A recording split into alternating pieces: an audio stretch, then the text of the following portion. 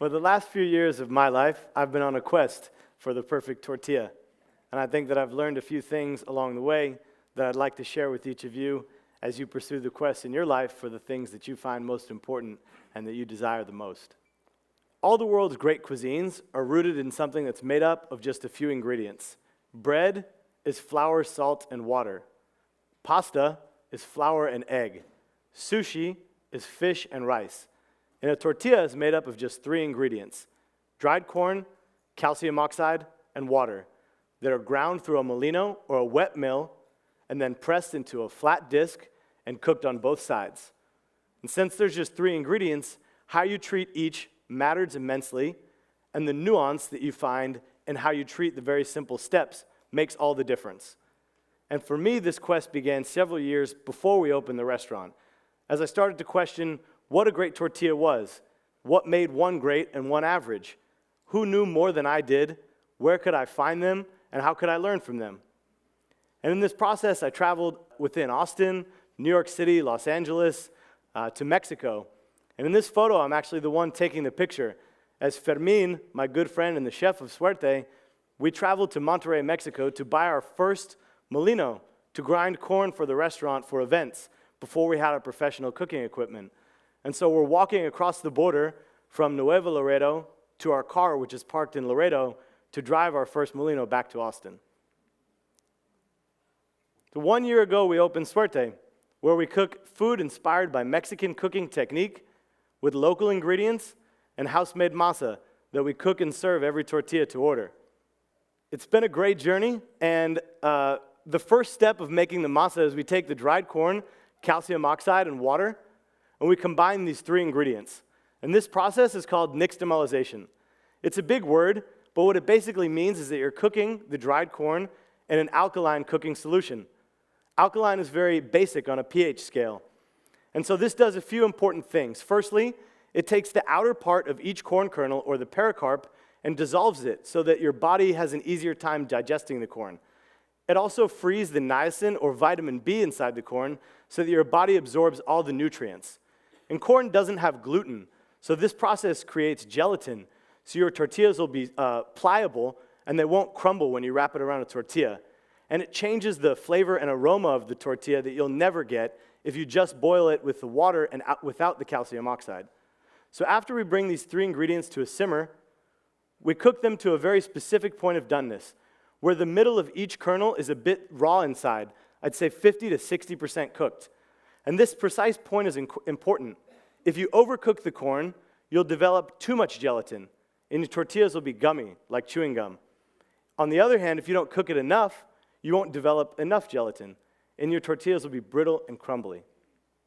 After we get this precise point of doneness, the next day, we let it sit overnight for 6 to 12 hours, and we come and we rinse it with fresh water to wash away the acrid flavor of the cooking solution. And then we grind it through the molino, which has the 2 volcanic stones that come within a fraction of an inch of touching each other, to try to get the corn absolutely as fine as possible. We just add back enough water to create the proper hydration, and then season it with salt to enhance the natural flavor of the corn. After this, we form each tortilla into individual balls, one at a time, and then we press them on the metal tortilla press and cook them on both sides and serve them warm from the first time they're cooked. And even this last step is critically important, that a tortilla will be good when it warms down, but it can only get really close to the perfect tortilla when you serve it warm the first time it's cooked. And this is how we've designed our whole kitchen. So the first lesson that I think we take away from the process is that you can create something truly special and memorable from humble ingredients if you take care and intention of every step in the process. And for us, this begins even before the corn enters the restaurant, by making relationships with the farmers. And this is Jim Richardson, who grows corn in Rockdale, Texas, for the restaurant. And we're talking about heirloom Bloody Butcher red corn that we use for tostadas and tortillas that has incredible flavor, and that's why we've sourced it directly from him. And I remember telling people about what we were trying to create before we opened the restaurant, explaining to them the concept of what we were going to do, and I was met with a lot of blank stares from folks that were confused about why it was special to make a restaurant around cooking tortillas to order, which is something people are familiar with. And in my mind, I knew that what we were trying to create was something different. But seeing their face when they come into the restaurant and take a bite of a taco made from a tortilla that's warm from the first time it's cooked, and I can see on their face that they finally realize that it is profoundly different from the ones that they've experienced from the grocery store and other restaurants. And the second lesson is that as we try to pursue a better tortilla for tomorrow, we begin by looking at the tortillas that have come before us. The story that I heard about how masa was discovered is that the pre-Hispanic cultures cooked directly on wood fires in clay pots. And clay is a very poor conductor of heat, so you place the pot directly on the wood fire. And they found that when the ash from the fire fell into the cooking pot, they discovered the magical process of nixtamalization, because the wood ash is very alkaline, just like calcium oxide. From this accidental discovery, a cuisine and a culture and civilization was built. And now when we think about Mexican food, we have so much inspiration to draw from as we look at the people who have made delicious things before us.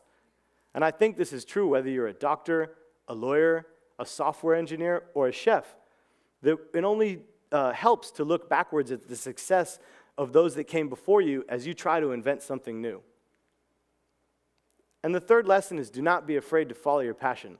It will take you farther than natural talent and to places that you may not have ever imagined that you would go. I can say that when I began cooking 10 or 15 years ago, I never thought that I would be known for tortillas or pursuing the perfect one or anything to do with Mexican food. But I really love cooking and pursuing the best out of something that's simple and working on my craft every day. And this passion made the journey of learning from people and chasing the best so much fun.